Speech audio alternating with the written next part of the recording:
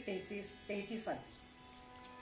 मायेकरिता वेदश्रुती, मायेकरिता नाना वित्पत्ती, मायेकरिता होती मूढ ते विवेकी.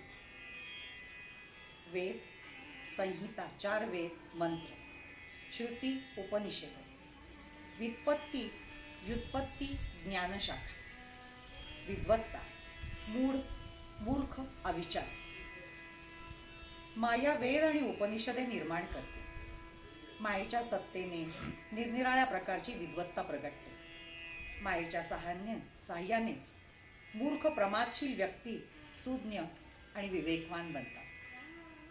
प्राचीन ऋषी अरण्यवास पत्करून केवळ ईश्वर चिंतन करीत. चिंतनाच्या खोलपणाने त्यांना स्वतःचा विसर पडे.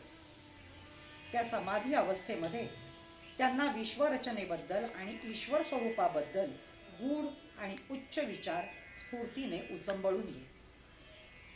वेदामध्ये व उपनिषदांमध्ये त्यांचा संग्रह आहे. ऋषींना होणारे या दिव्य स्फूर्तीचे उगमस्थान मायेहून अन्य नाही.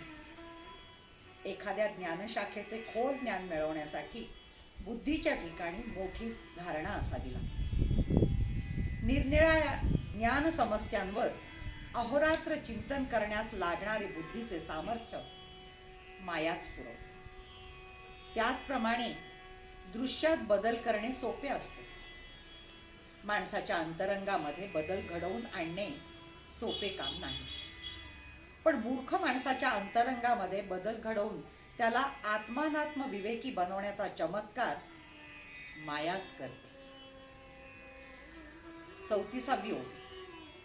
माया परमार्थाचे अंजन, मायेकरिता जोडे निधान, मायेकरिता सावधान साधक स्वरूपी. अंजन डोळ्यात घालण्याचा पदार्थ, निधान ठेवा भांडार, सावधान दक्ष एकाग्र. माया म्हणजे परमार्थ दाखवणारे अंजन होय. माया आपला ठेवा मिळवून देते.